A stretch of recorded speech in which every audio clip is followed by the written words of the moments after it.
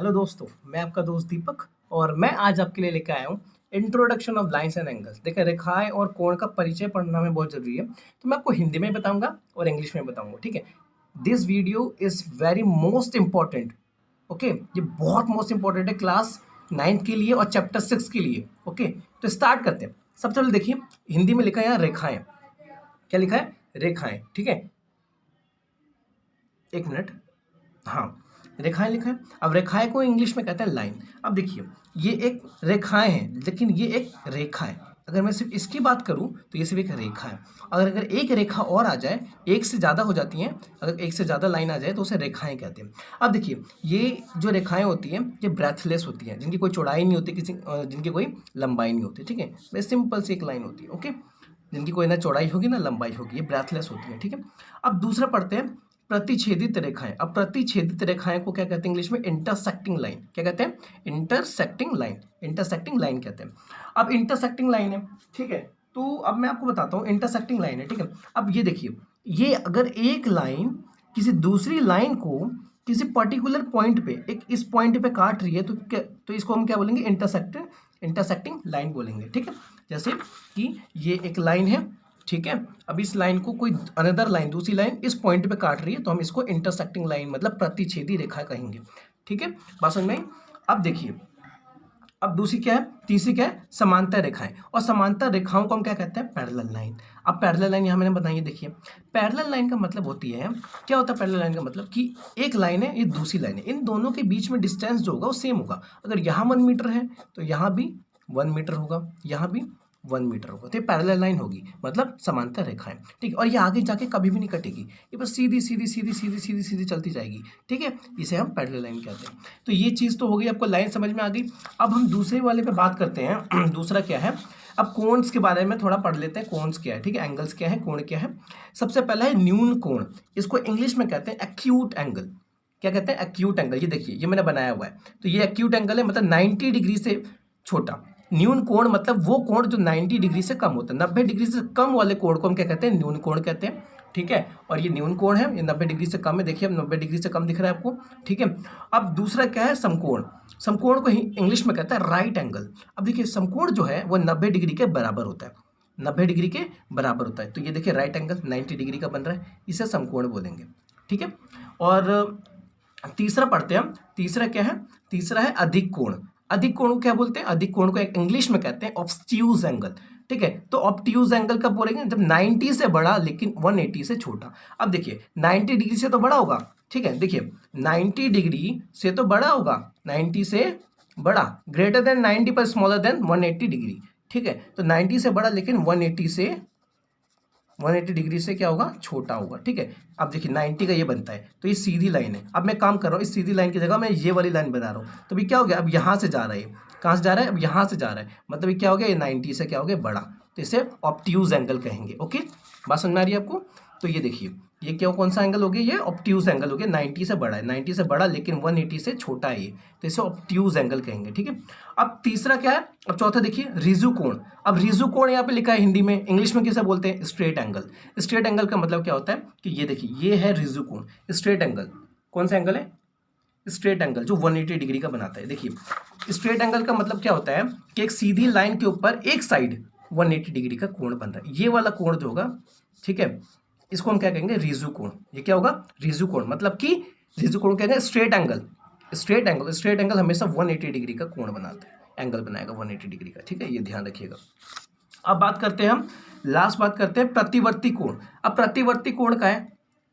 प्रतिवर्ती कोण, प्रतिवर्ती कोण क्या है? इंग्लिश में रिफ्लेक्सिव एंगल कहते हैं, रिफ्लेक्स एंगल बोल सकते हैं आप इसको। ये देखिए, ये रिफ्लेक्स एंगल बना हुआ है ये।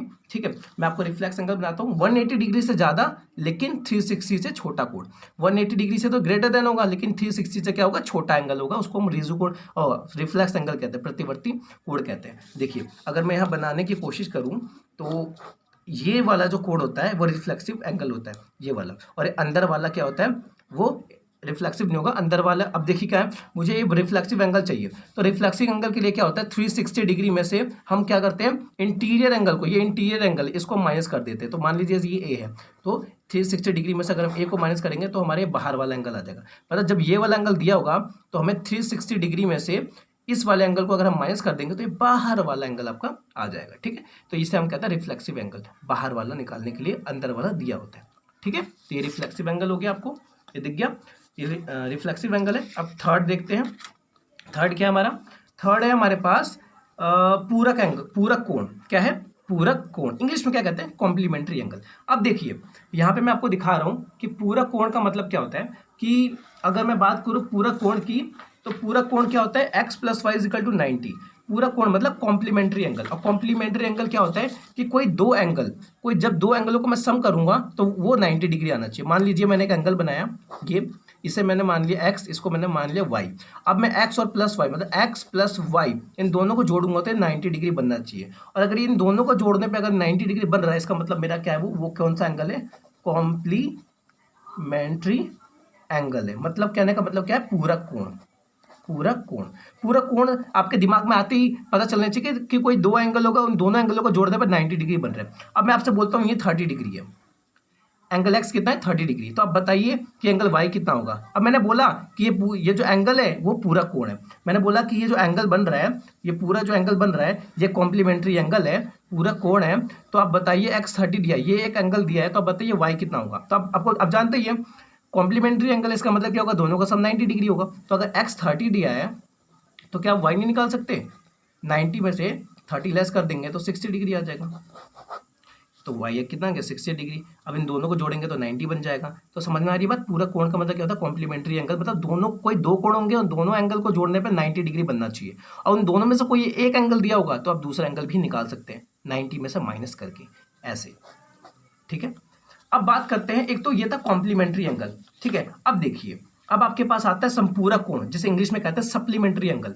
अब जैसे यहाँ पे आपने x + y 90 बनाया था दो एंगलों को जोड़ के, यहाँ पे भी दो एंगलों को जोड़ना है, लेकिन यहाँ पे 180 बनाना है। क्या बनाना है, 180। ये आप देख सकते हैं, ये एक एंगल है, 180 डिग्री बन रहा है। और ये कोई दो एंगल, मान लिया मैंने पहला एंगल W है और दूसरा एंगल Z है, इन दोनों एंगल को जब मैं जोड़ूंगा तो 180 डिग्री बनेगा।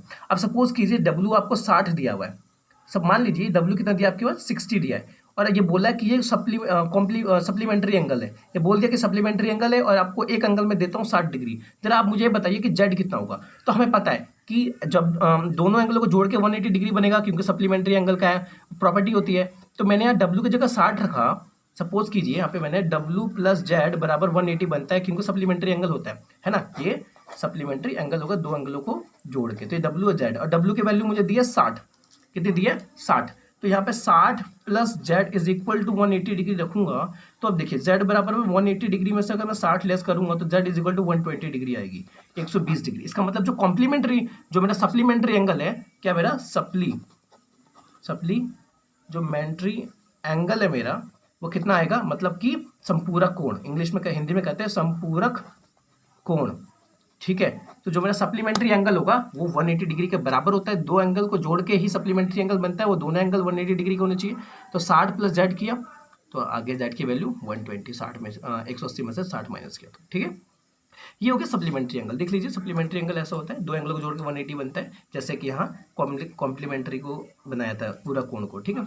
अब आसन कोण पढ़ते हैं। अब थर्ड देखिए आसन कोण। अब ये आसन कोण का मतलब क्या होता है, इंग्लिश में कहते हैं एडजेसेंट एंगल, मतलब पड़ोसी वाला एंगल, ठीक है। पड़ोसी, जैसे आपके पड़ोसी में कोई रहता होगा ना, वैसे तो पड़ोसी वाला एंगल। अब एडजेसेंट एंगल मतलब आसन कोण। अब ये बात बताइए, ये पूरा बड़ा एंगल है, मैं आपको समझाता हूँ, मैं आपको लिख के समझाता हूँ। अब देखिए यहाँ पे मैंने कोण बनाया, ठीक है, यहाँ मैंने कोण बनाया ये, और मैंने एक और लाइन खींच दी।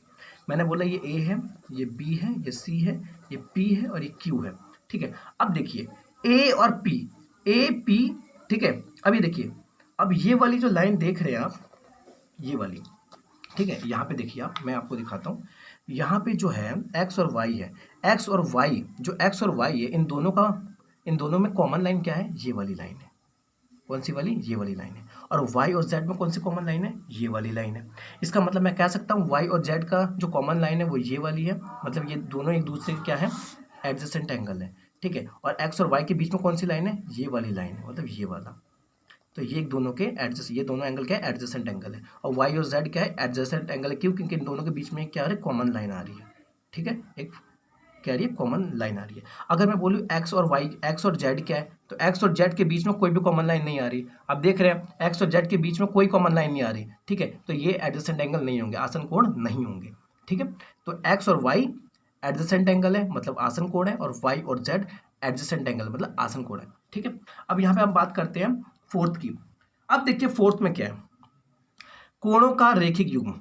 हिंदी में कोणों का रेखिक युग्म और इंग्लिश में linear pair of angles. Linear pair of angles आप देख रहे हैं यहाँ पे मैंने बनाया हुआ लीनियर पेयर्स ऑफ एंगल्स। इसका मतलब क्या हो गया, देखिए यहाँ पे कि मैंने कोई एंगल दिया है, एक लाइन है, उस लाइन के एक साइड में मैंने क्या X plus Y plus W plus Z, मैंने 4 एंगल लिए हैं।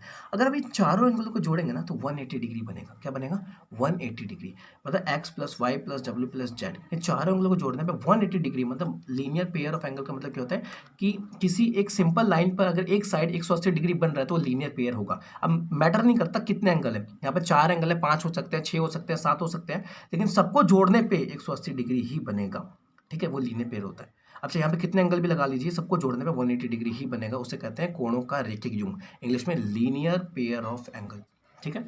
और अब लास्ट देखते हैं, लास्ट क्या है, शीर्षाभिमुख कोण। मैंने ऑलरेडी आपको बता सका है वीडियो में। शीर्षाभिमुख कोण क्या होता है, देखिए शीर्षाभिमुख कोण का मतलब ये हमारा शीर्षाभिमुख कोण है, जब एक लाइन कोई दूसरी लाइन को काटती है और सपोज कीजिए इसके फेस के सामने इसका अपोजिट वाला फेस क्या होगा, ये वाला, तो अगर ये 20 डिग्री है तो ये भी कितना होगा, 20 डिग्री, और इसके फेस के सामने अगर इसका फेस हो और ये अगर 40 डिग्री है तो ये भी 40 डिग्री होगा।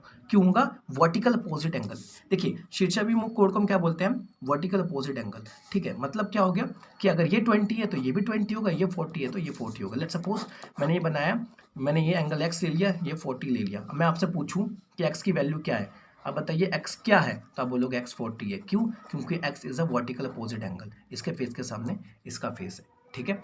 तो ये चीज़ हो गई, तो ये हो गया शीर्षाभिमुख कोण, ठीक है, ये हो गई शीर्षाभिमुख कोण। अब हाँ, तो अब नेक्स्ट करते हैं, और नेक्स्ट क्या है हमारे पास, नेक्स्ट है संगत कोण। क्या है, संगत कोण। अब संगत कोण को क्या कहते हैं, देखिए संगत कोण जो है उसको हम कहते हैं कॉरस्पॉन्डिंग एंगल। कॉरस्पॉन्डिंग एंगल क्या है, देखिए कॉरस्पॉन्डिंग एंगल हो रहा है एकांतर कोण, एकांतर अंतः कोण, अल्टरनेट इंटीरियर एंगल है, एकांतर बाह्य कोण जिसे इंग्लिश में कहते हैं अल्टरनेट एक्सटीरियर एंगल, और एक तिर्यक रेखा के एक ही और के अंतः कोण जिसे इंग्लिश में कहते हैं कॉन्जुगेटिव इंटीरियर एंगल्स या को इंटीरियर एंगल भी कहते हैं। तो ये सारे एंगल क्यों बनते हैं, तो चारों एंगल जो आप देख रहे हैं ये क्यों बन रहे हैं, क्योंकि जब भी कोई दो पैरेलल लाइन, दो समांतर रेखा को जब कोई एक तीसरी रेखा काटती है तब ये चारों एंगल बनते हैं। अब कैसे कैसे बनते हैं मैं आपको बताता हूँ कि संगत कोण क्या होते हैं, और संगत कोण के बाद कौन कौन से संगत कोण होंगे और कौन कौन से एकांतर अंतः कोण होंगे। तो देखिए अब मैं आपको बताता हूँ कि मैंने ये दो लाइन खींची, ये दो समांतर लाइन खींची और इसको कोई तीसरी लाइन काट रही है, ठीक है, और ये मान लीजिए m है और ये क्या है n है, ठीक है, और ये क्या है कोई l लाइन काट रही है। अब देखिए यहाँ पे मैंने 1 लिखा है, ये एंगल 2 है, ये 3 और ये एंगल 4 है। उसके बाद आपका ये एंगल 5 है, ये 6 है, ये 7 और ये 8 है। अब मैं आपसे बोलता हूँ कि संगत कोण बताइए इसमें, संगत कोण मतलब कॉरस्पॉन्डिंग एंगल, कॉरस्पॉन्डिंग एंगल। तो देखिए कॉरस्पॉन्डिंग एंगल कैसे बता सकते हैं हम, बहुत आसान तरीका है कॉरस्पॉन्डिंग एंगल बताने का। ये वाला एंगल देखिए सबसे पहला वाला, तो ये वाला जो एंगल होगा वो इस 5 एंगल के बराबर होगा, मतलब ये लेफ्ट साइड देखिए LEFT, लेफ्ट SID साइड, तो लेफ्ट साइड देखिए आप, ठीक है, लेफ्ट साइड देखिए। अब लेफ्ट साइड में क्या है कि ये लेफ्ट साइड है, अब ये वाला जो एंगल 1 होगा वो एंगल 5 के बराबर होगा। क्यों, ये बाहर की तरफ जा रहा है, देखिए ये क्या जा रहा है, ये बाहर की तरफ जा रहा है, तो एंगल 1 बराबर एंगल 5 और एंगल 4 बराबर एंगल 8। आप लिख सकते हैं एंगल 1 बराबर एंगल 5 और एंगल 4 बराबर एंगल 8। अब एक ट्रिक यूज कर सकते हैं, मेरी ट्रिक, ये जो एंगल 1 देख रहे हैं इसको छोड़ के नेक्स्ट वाला एंगल, ठीक है, इस एंगल 1 जो देख रहे हैं इस एंगल 1 को छोड़ के ये एंगल 1 है, अब इसका जो नियर बाय एंगल है कौन सा, एंगल 4, तो एंगल 4 को छोड़ के जो नेक्स्ट एंगल होगा ना वो उसका संगत कोण होगा, कॉरस्पॉन्डिंग एंगल होगा, ठीक है। और ये एंगल आपको अब पता करना है कि एंगल 4 का कॉरस्पॉन्डिंग एंगल क्या है, संगत कोण क्या है, तो इस वाले को छोड़ के ये वाला ले लीजिए। अब सेम साइड राइट साइड भी यही करनी है। राइट साइड क्या करनी है आपको, राइट साइड में जो ये 2 दिख रहा है वो 6 के बराबर होगा और जो 3 है वो 7 के बराबर होगा। बात समझ में आ रही है, तो एंगल 2 बराबर एंगल 6 और एंगल 3 बराबर एंगल 7। मतलब जो बाहर वाले हैं वो बाहर वाले के बराबर होगा, जो लाइन के अंदर है वो लाइन के अंदर। देखिए ये लाइन के ऊपर था तो ये भी लाइन के ऊपर के बराबर आ गया, और ये लाइन के अंदर वाले हैं तो ये भी लाइन के अंदर वाले आ गए। मतलब एंगल 2 बराबर एंगल 6 हो गया, एंगल 3 बराबर एंगल 7 हो गया। ठीक है, एंगल 2 बराबर एंगल 6, एंगल 3 बराबर एंगल 7। ये तो हो गया संगत कोण। अब बात करते हैं एकांतर। देखिए अब इसी में आपको 2 जेड बनता हुआ दिखेगा, एक ये वाला जेड और एक ऐसा जेड। ये 2 जेड बनेंगे, ध्यान से देखिएगा। ठीक है, ये 2 जेड बनेंगे, एक ये और ये। दोबारा से ये और ये, एक ये जेड बन रहा है और एक दूसरा जेड कैसा बन रहा है, ये वाला और ये वाला। देखिए 2 जेड बन रहे हैं यहाँ पे, ये बात ध्यान रखिएगा। मैं यहाँ पे दोनों जेड बना देता हूँ। ठीक है, एक ऐसा बन रहा है और एक ऐसा बन रहा है। तो देखिए जो ऐसा बन रहा है ना, उसके पास क्या है, हमारे पास क्या है, यहाँ पे एंगल 4 है। तो एंगल 4 जो होगा वो एंगल 6 के बराबर होगा, और एंगल जो 3 होगा, ये एंगल जो 3 होगा ये एंगल 5 के बराबर होगा। देखिए यहाँ पे एंगल 4 था और यहाँ पे एंगल 6 था। यहाँ पे जो एंगल है 3 था, और यहाँ पे एंगल जो है वो क्या है आपका एंगल 5, या एंगल 5 है।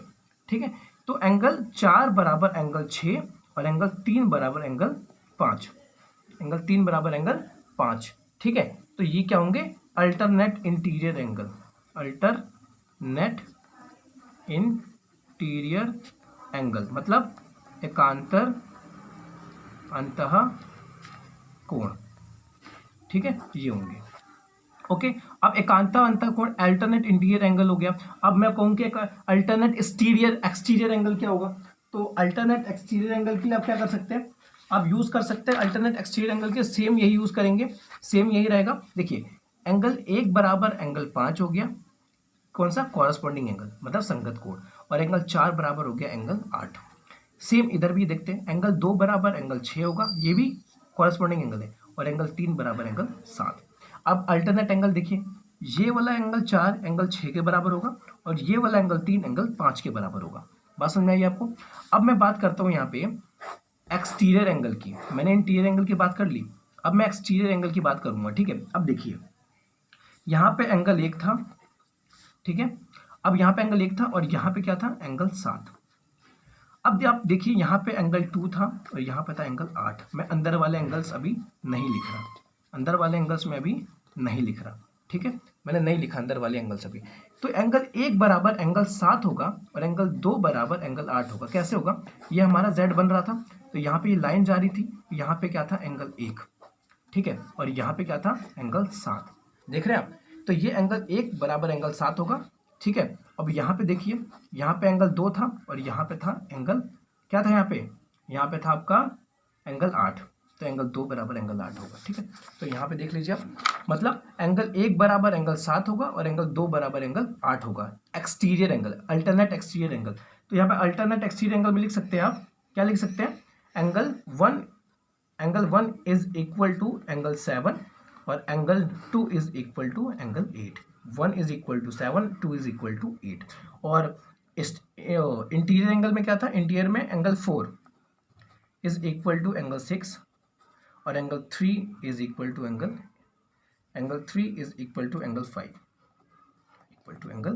5। ठीक है, अब यहाँ पे देखिए, अब ये लिखा है तिर्यक रेखा के एक ही ओर के अंतःकोण, मतलब कॉन्जुगेटिव इंटीरियर एंगल, जैसे इंग्लिश में कहते हैं को इंटीरियर एंगल, ये दूसरे नाम से भी जाना जाता है। मतलब कहने का मतलब क्या है कि जो एक ही साइड बने हो, जो एक ही साइड, मतलब एंगल 1 बराबर एंगल 5 और एंगल 4 बराबर एंगल 8, एंगल 2 बराबर एंगल 6, एंगल 3 बराबर एंगल 7। तो अब लिख सकते हैं कि एंगल 1 बराबर एंगल 5 और एंगल 4 बराबर एंगल 8। और आप लिख सकते हैं यहाँ पे, और क्या लिख सकते हैं, एंगल 2, मतलब एंगल 2 बराबर एंगल 6, जो एक ही साइड बने, और एंगल 3 जो ये लाइन के अंदर वाले हैं वो लाइन के अंदर वाले के बराबर होंगे, तो एंगल 3 बराबर एंगल 7। ठीक है, तो ये आपके क्या होंगे, ये आपके तिर्यक रेखा के एक ही ओर के अंतःकोण, मतलब कॉन्जुगेटिव इंटीरियर एंगल्स, जिसे दूसरे नाम से भी जाना जाता है को इंटीरियर एंगल के नाम से। ठीक है, तो ये भी सारे थे क्वेश्चंस। अगर आपको कोई भी डाउट होता है तो आप मुझसे पूछ सकते हैं, मैं दोबारा बता दूंगा, कोई दिक्कत नहीं है, आपको बस समझ में आना चाहिए। मेरा मोटिव ये है कि हर बच्चे को समझ में आना चाहिए। ठीक है, थैंक यू सो मच।